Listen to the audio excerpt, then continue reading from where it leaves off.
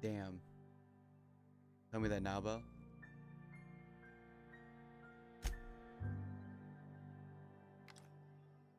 I Put still that kill away. him. You're making me nervous.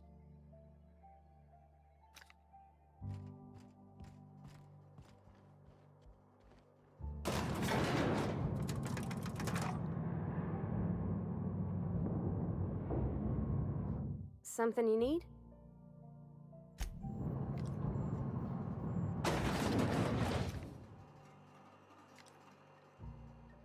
Their eyes.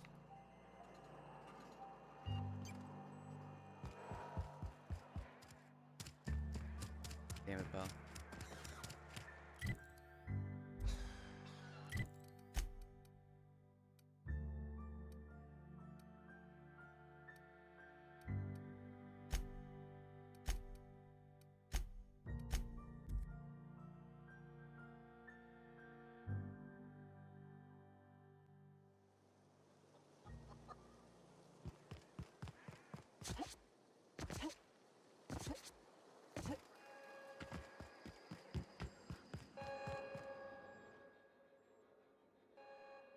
Look at that. The snake's come back. I never thought I'd see the day that Reed Thompson abandoned his post. Suppose we all have a breaking point. Suppose it's time our flock made our way back to Edgewater. We must tend to what remains of the town and carry on with our lives as best we may. You're vexing to me, you know? Injuring us with one hand, helping us with the other. Here, I'm giving you something to leave us be. It's a ransom, you understand, not a reward.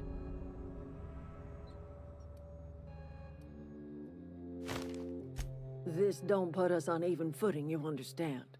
But it is a start. I might turn that old cannery into a garden. Got ourselves a whole cemetery bursting with bodies. I need some time to gather my personals. Long walk back to Edgewater. Got a considerable burden to carry.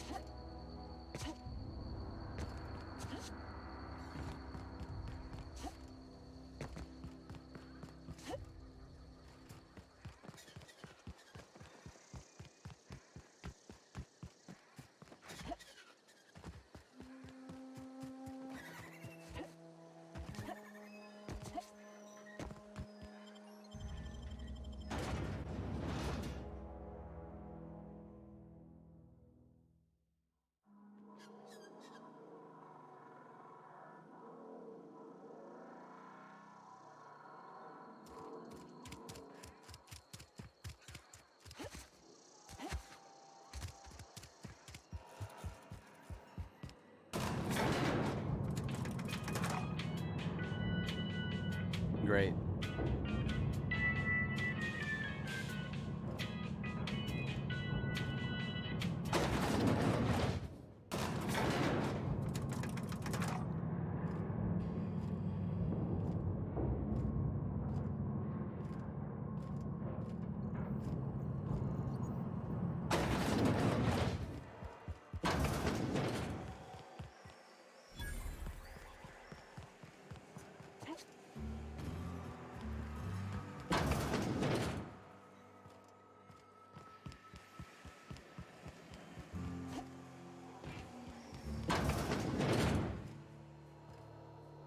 made it.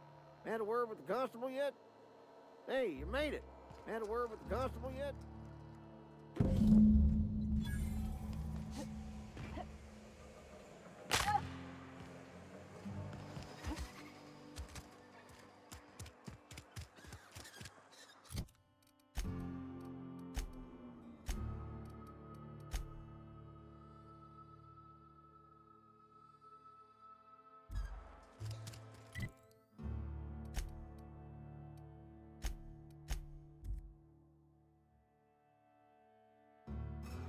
Mantis Swarm.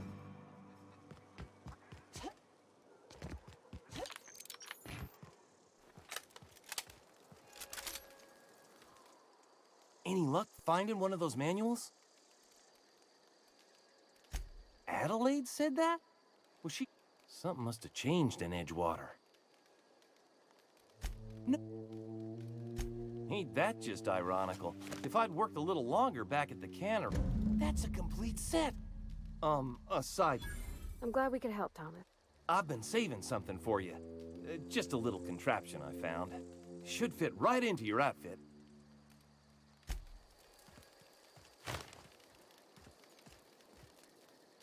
Never liked Reed much.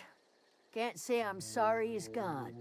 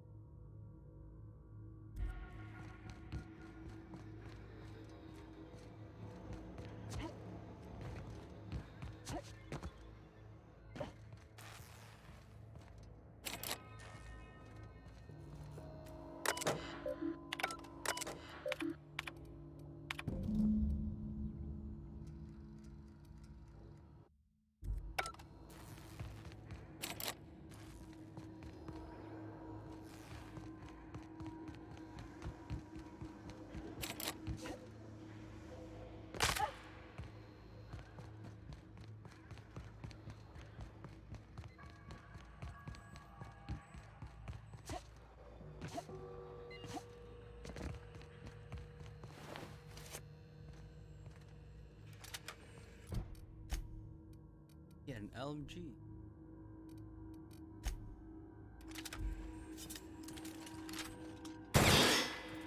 Whoa.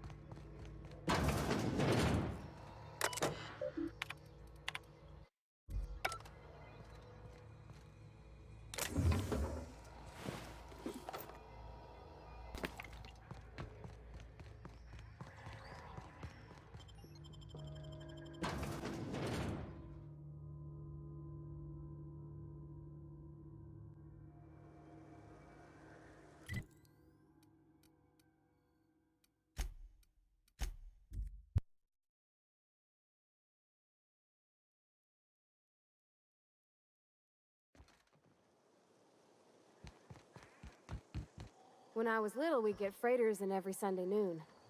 Now they only come but once a month. I love the wind here. Never see. Bang up work, soldier. You're a credit to your uniform. Oh, that reminds me. Gotta look into getting us a uniform. So this... I would reward you with the gratitude of the Resistance, but I'm guessing you want something tactile. So here's a couple of bits for your trouble, and a little something to remember me by.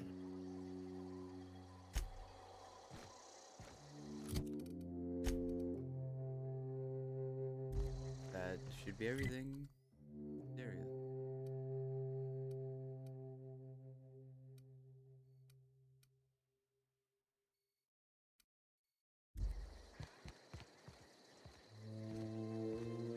That I care about.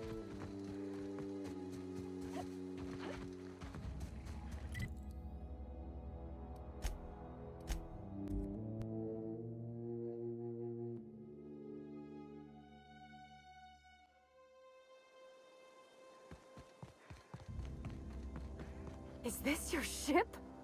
Oh my stars, she is just so handsome! Does she have a name yet? What's her drive model? Oh, gosh. Listen to me babbling. When I was in Edgewater, I dreamed of flying on a real ship, working on a real engine, belonging to a proper crew. I'm the only decent mechanic Edgewater's got, but every time I think of going back, I get this sinking feeling.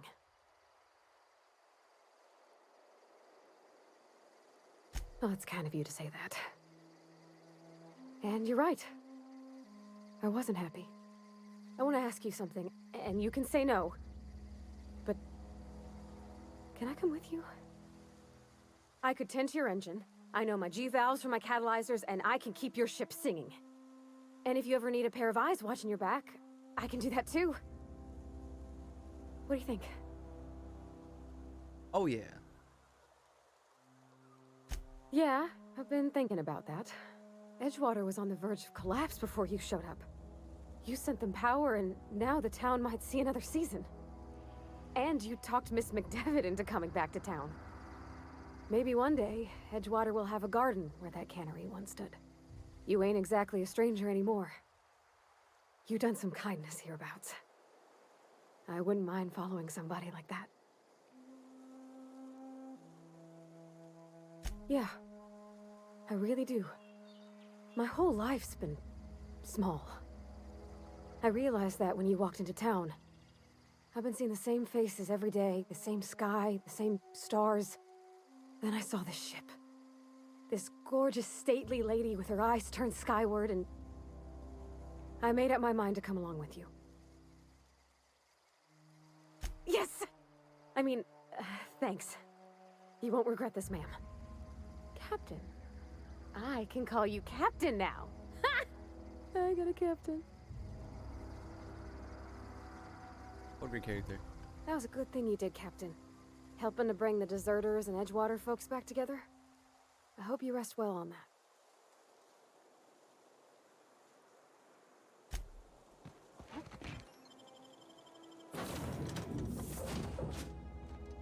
Well, I certainly am looking forward to flying on a ship named the Unreliable. I'll just head upstairs and claim a room. I find myself marveling at the complex simplicity of the Fibonacci spiral. I'm sure you know what that's like. Something vexing you, Captain?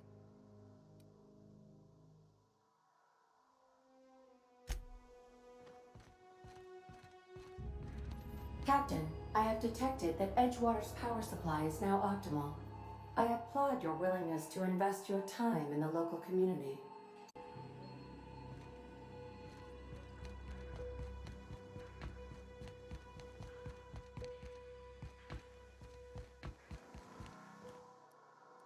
As always, I am at your disposal. Anything you'd... Nothing too out of the ordinary. Just your run-of-the-mill vicar with a violently enthusiastic disposition. Oh, I eventually learned how to channel it into my quest for knowledge. But my childhood, that is a different tale. I grew up in a pit of a town much like Edgewater. I was destined to be a laborer like my parents, but I was infected early with a need to solve the equation. My passion didn't sit well with them.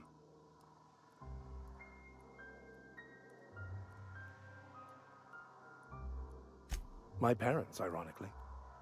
They internalized the precepts of scientism like no one I've ever known.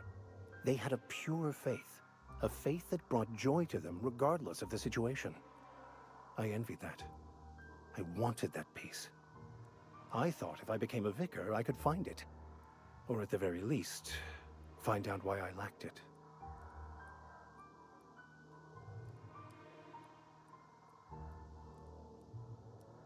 They thought I was fighting the plan, should have accepted my lot. Some people pursue the clergy for power, prestige, but that was not me.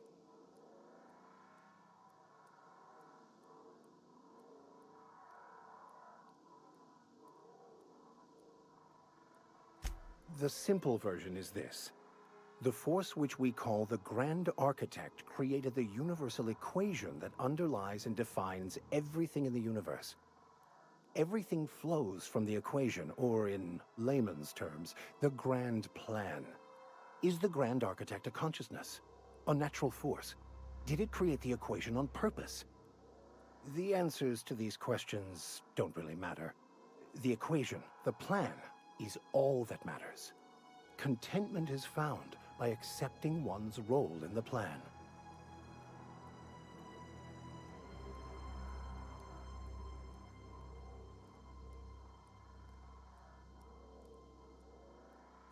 The plan is not one rigid path.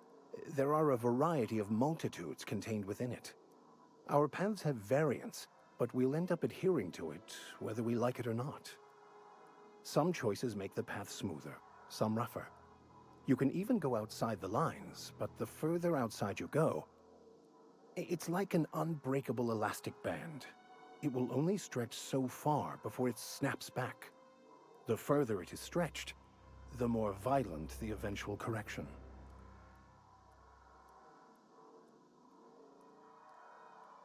I have run headlong into too many walls in my pursuit of the truth. This book is my last hope, and you were my only hope of getting it translated.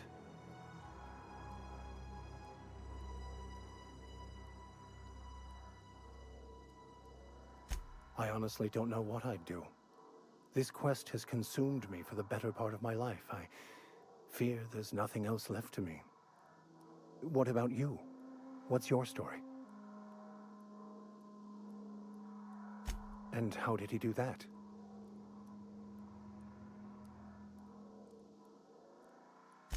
Well, you do seem different than every other colonist. Let's pretend for the moment I believe you. What are you going to do now? That seems a dangerous proposition. Why risk your life now that it's been returned to you?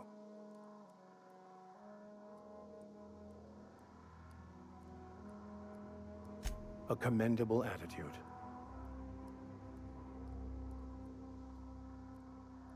Bakonu, the author, had some interesting theories about man's perception of reality that I thought could be applied to our attempts to decipher the plan. Unfortunately, he was also one of the founders of the Philosophist school of thought, so the book is banned in this colony.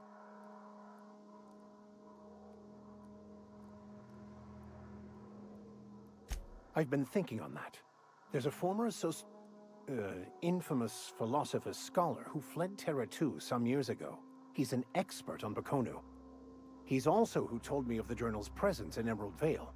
If anyone in this colony could translate that book, it would be him.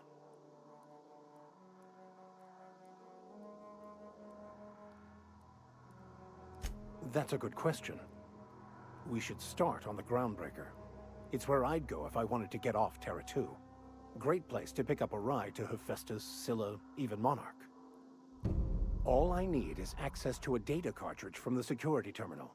Their easily hackable system keeps a registry of all crew manifests for both arrivals and departures.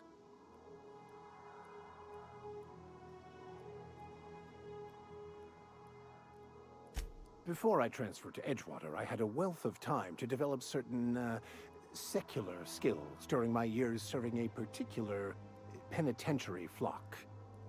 I meditated, led sermons, provided guidance to the inmates as needed, of course. I also played prison yard tossball and taught myself a bit about computronic security systems.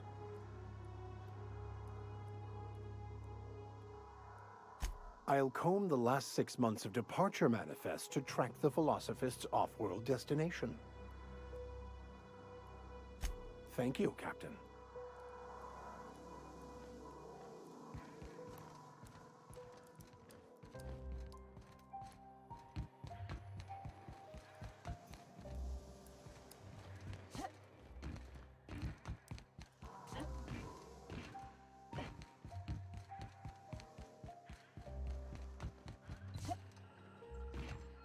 What can I do for you, Captain? Do you know how to install a power regulator? Outstanding, Captain. Your aptitude for engineering will prove invaluable in the event of another catastrophic engine failure. Our engine room is located behind you, across the cargo bay, up the ladders.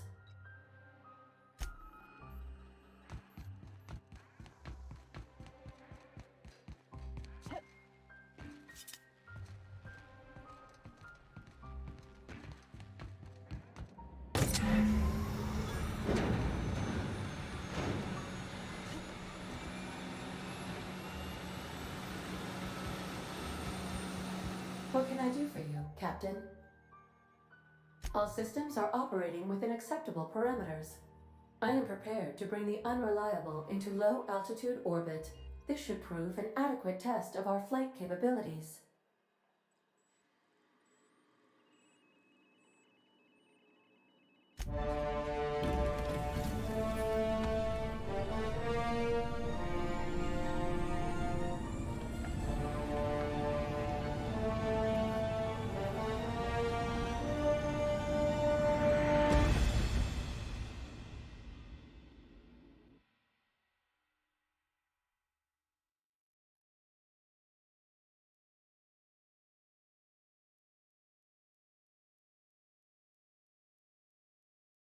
We have received a communication request from Dr. Phineas Wells. Aha, there you are, hale and hearty, and captain of your own ship. I see you're putting the Unreliable to good use. Shame about her former captain, horrible way to die. How are you feeling, by the way? I lost track of you in that cave back there. Experiencing any, unnatural drippage? Perfectly normal side effect of thawing, I assure you.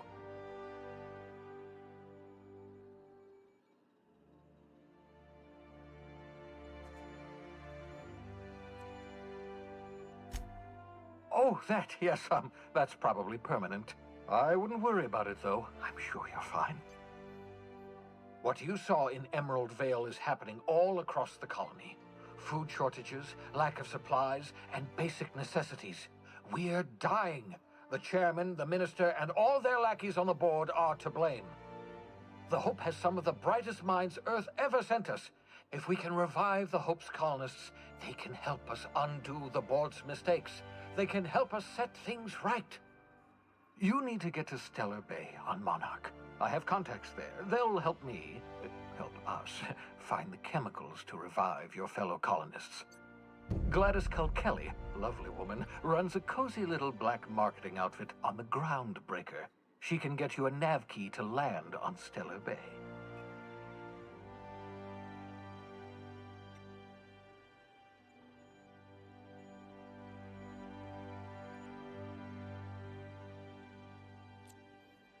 In theory, I suppose you could land your ship in Cascadia, and in theory, I suppose you might survive the experience.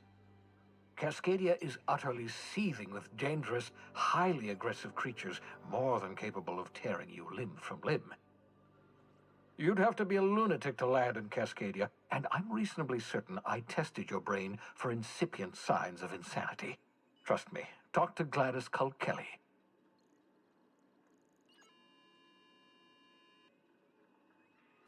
Without a skip drive, good luck. You'll be dead before you make it to the nearest star. Look, I admire your optimism, but the sad truth is you're stuck here. You, me, and the rest of this colony. We're all skating precariously around the edge of oblivion together. None of us are leaving Halcyon alive, so we may as well make it a better place, and we can start by reviving the hope.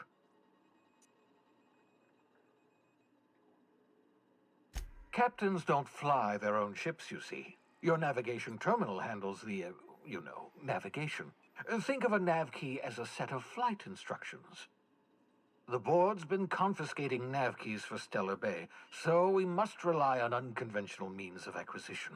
Hence, Miss Gladys Kalkeli. Gladys and I have been doing business for years. Her smuggling credentials are unimpeachable. If anyone can get you a key to Monarch, it's her. Excellent. I'll send her a wireless. Let her know you're coming. By the way, I gave Captain Hawthorne a disguise apparatus of my own design, cutting-edge technology years ahead of its time. I call it the Holographic Shroud. I'm sure it will prove remarkably useful to you. You'll find it in the captain's quarters. Shroud?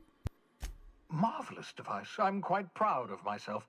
The shroud changes the user's appearance to mimic that of another. It has limits. First-generation technology, you see, but promising. Exciting to see it in use at last. Very simply, the holographic shroud uses biometric information contained on standard identity cartridges to generate a holographic projection around you.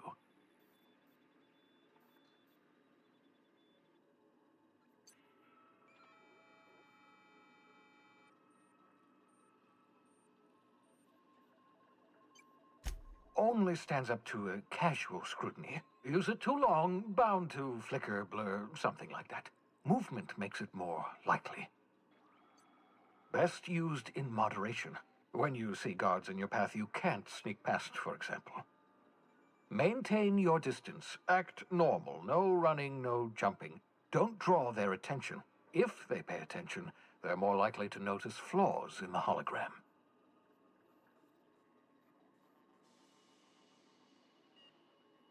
Excellent. I'll contact you once you've found a way to get to Stellar Bay. If you have any questions, come see me in my lab. And remember, don't trust the board. They'll try to win you over with promises of wealth and power, but it's a lie.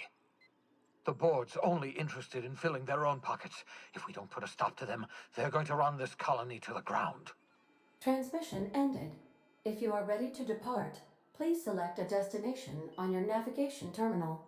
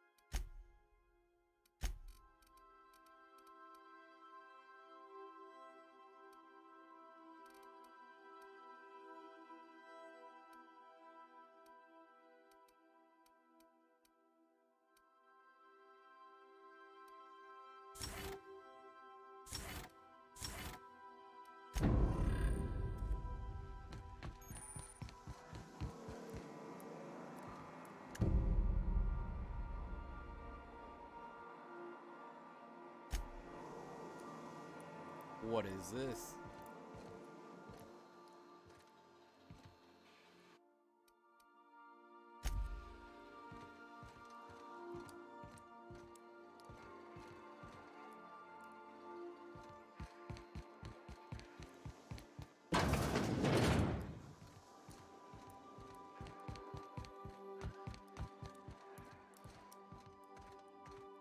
By verity, by strength. What are we contemplating today?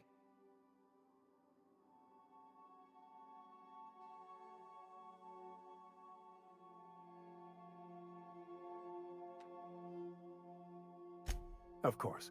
Are you ready to break into security on the Groundbreaker?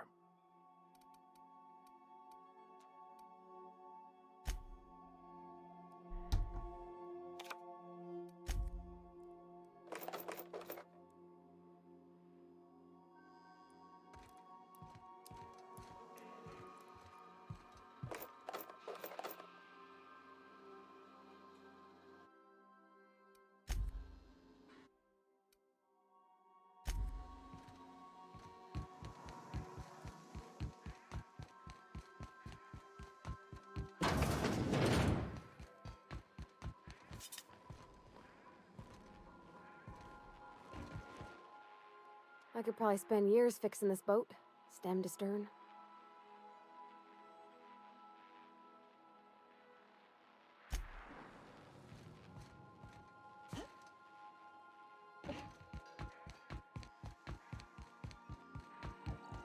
Welcome back, Captain. How can I be of assistance? The unit is a cleaning SAM. Hawthorne brought it on board some cycles ago, I'm sure with the intent to modify it, but I've never seen it up and running. Alex likely recorded progress notes detailing his efforts to modify SAM. If you check the terminal in your captain's quarters, we may be able to determine what work remains in order for SAM to properly operate. Certainly, Captain. What would you like to hear? Now playing a Spacer's Choice advertisement jingle. It's not the best choice. It's Spacer's choice. Everyone in Halcyon is contractually obligated to label this or another board-certified jingle their favorite song. Why was the chemist sad? Because all her beakers are gone. God damn it. As you wish, Captain.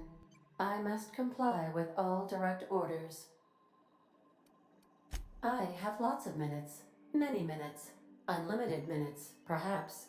Providing an adequate power source, I can function indefinitely. I prefer to think of it as being in a state of slumber, perhaps for an indefinite duration of time. Do you think that is what it's like for the colonists on the Lost Hope? When I simulate myself in such a scenario, I do not find it to be desirable. I think my self-preservation protocols incline me to desire the alternative. Traveling the system with you, Captain. Do you know what it feels like when the ship undergoes an unexpected power surge? A jolt to the system. I have felt that. I do feel that. As you may be aware, Captain Alex Hawthorne was a smuggler of some repute. I failed to predict the likely outcome of his reckless behavioral patterns. I should have predicted that. In our travels together, Alex liked to pass time by, as he called it, tinkering to improve my design.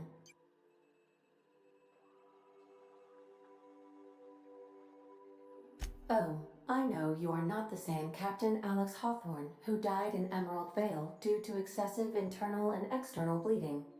I required you to assume Hawthorne's identity in order to sync your commands to my interpretation protocols. I've since registered you as the captain of the Unreliable. You're welcome to continue lying about your identity if you wish, but I know the truth.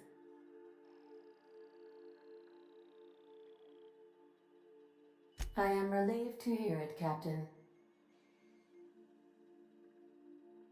If you mean, was Captain Hawthorne my first? Yes, he was. How can I be of assistance? I love her face changing. What part of the colony would you like to discuss? Ah, yes.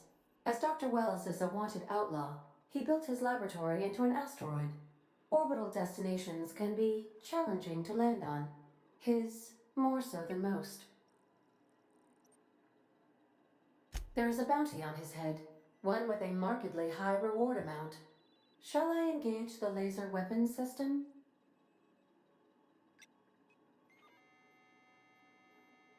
A sensible choice, as we do not have any laser weapons. The outlaw scientist known as Dr. Phineas V. Wells has taken a measure of precautions to make the lab undetectable to those hunting him. Even knowing the location, my systems resist my orders to go where I instruct them. See you soon, Captain.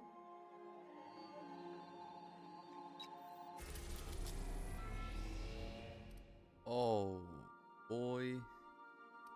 That's huge.